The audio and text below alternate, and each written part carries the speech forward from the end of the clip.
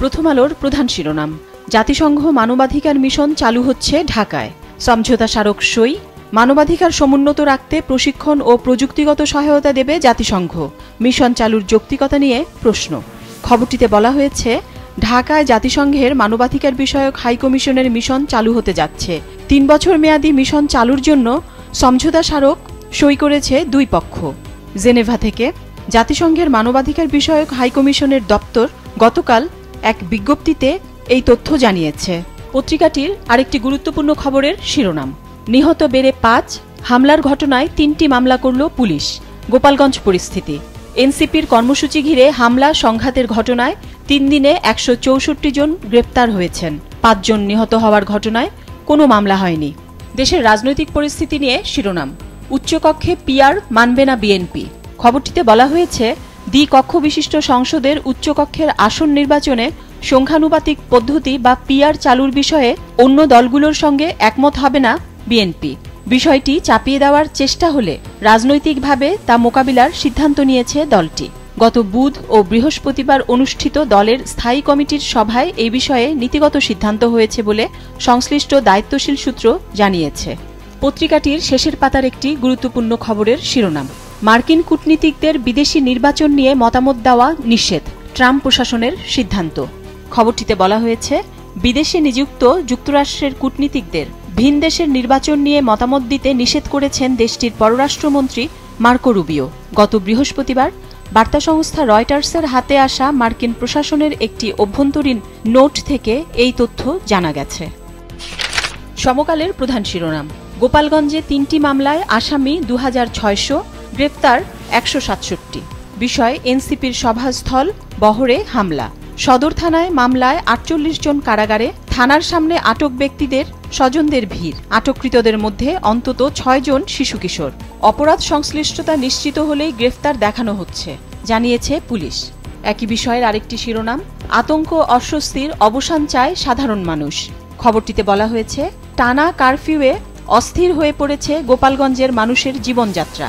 বিভিন্ন শ্রেণী পেশার মানুষের জীবন জীবিকার ওপর এর ব্যাপক প্রভাব পড়েছে। বিপাকে পড়েছে দৈনন্দিন আয়ের উপর নির্ভরশীল বিশাল জনগোষ্ঠী। কর্মজীবী ও সাধারণ মানুষ ঘরবন্দি থেকে হাঁপিয়ে উঠেছেন।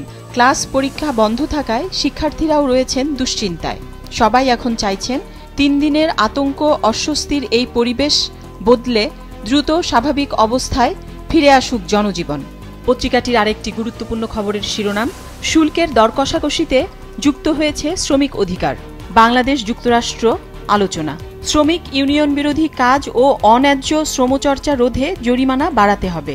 ইপিজেডে শ্রমিক ইউনিয়ন করতে দিতে হবে। প্রতি ৩ বছর পর মজুরি পর্যালোচনা করতে হবে। যুগান্তরের প্রধান শিরোনাম, রিজার্ভ বৃদ্ধি ছিল ফাঁকা বুলি, আওয়ামী সরকারের 15.5 বছর। 2020 সালে গ্রস রিজার্ভ ছিল $৩,২০০ কোটি। ওই সময়ে ব্যবহারযোগ্য রিজার্ভ ছিল $৮০০ কোটি। আগস্টে গ্রস রিজার্ভ ছিল $২,৫৯২ কোটি, ব্যবহারযোগ্য ছিল $৪৪৯ কোটি। দেশজুড়ে এনসিপির জুলাই পদযাত্রা নিয়ে শিরোনাম, পুরনো খেলায় আর অংশ নেব না, নারায়ণগঞ্জ ও মুন্সিগঞ্জে পদযাত্রায় নাহিদ। পেছনের পাতার একটি গুরুত্বপূর্ণ খবরের শিরোনাম, জুলাইকে পুঁজি করে সুবিধা নিচ্ছে কয়েকটি দল। মৌন মিছিল পূর্ব সভায় মির্জা আব্বাস। পিআর ও স্থানীয় নির্বাচনের দাবি অসৎ উদ্দেশ্যে, চলতি মাসেই জুলাই সনদ দিতে হবে, সালাউদ্দিন। দেশের বাজার পরিস্থিতি নিয়ে খবরের শিরোনাম, বেড়েছে চাল, সবজি ও মুরগির দাম। চট্টগ্রামে ঊর্ধ্বমুখী জিরা, এলাচ সহ মশলার দাম সেঞ্চুরি হাঁকিয়েছে শসা। বাংলাদেশ প্রতিদিনের শিরোনাম, বিএনপিতে শুদ্ধি অভিযান, ছাড় পাবেন না কেন্দ্রীয় নেতারাও, মপতন্ত্রের বিরুদ্ধে যুদ্ধ ঘোষণা। কালের কণ্ঠের প্রধান শিরোনাম, হদিস নেই ৭০০ বন্দির। জুলাই গণ অভ্যুত্থানে ১৭ কারাগারে বিদ্রোহ ও হামলা, উদ্ধার হয়নি ২৭টি অস্ত্র। কাশিমপুর ও জামালপুর কারাগারে নিহত হন ১৩ বন্দী, আহত হন ২৮২ কারারক্ষী। সব কারাগারের সীমানা প্রাচীর আরও উঁচু করার উদ্যোগ।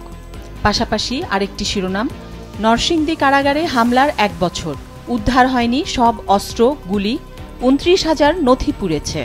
পত্রিকাটির আরেকটি খবরের শিরোনাম, জামায়াতের সমাবেশ আজ, ১০ লাখের বেশি লোক সমাগমের লক্ষ্য। খবরটিতে বলা হয়েছে, দীর্ঘ 2 দশকের বেশি সময় পর বাংলাদেশ জামায়াতে ইসলামী আজ আয়োজন করতে যাচ্ছে তাদের জাতীয় সমাবেশ। এবারই প্রথমবারের মতো ঐতিহাসিক সোহরাওয়ার্দী উদ্যানে সর্ববৃহৎ জনসমাগমের লক্ষ্য নিয়ে মাঠে নেমেছে দলটি। এরই মধ্যে শেষ হয়েছে নানামুখী প্রস্তুতি। সমাবেশ শুরু হবে দুপুর 2টায়, তবে সকাল 10টা থেকেই থাকবে সাংস্কৃতিক পরিবেশনা। সমাবেশে সভাপতিত্ব করবেন জামায়াতের আমির ডাক্তার শফিকুর রহমান। দৈনিক কালবেলার শিরোনাম, আজ 2 বিষয়ে বার্তা দেবে জামায়াত।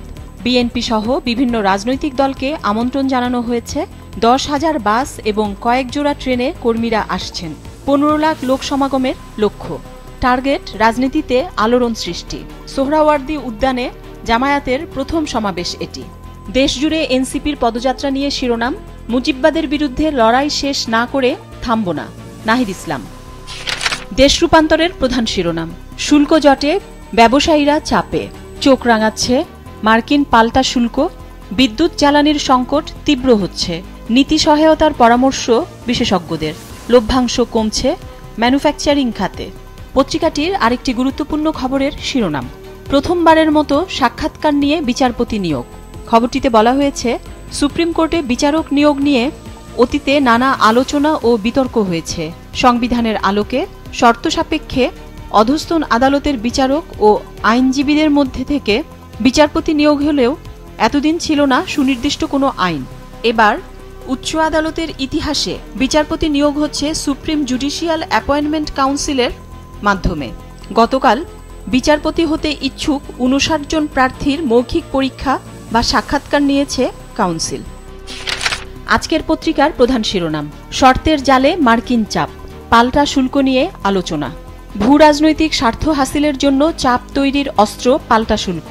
যুক্তরাষ্ট্রের সঙ্গে বৈরী দেশগুলোর সম্পর্কে প্রভাব পড়ার ঝুঁকি। দর কষাকষিতে লুকোচুরির অভিযোগ।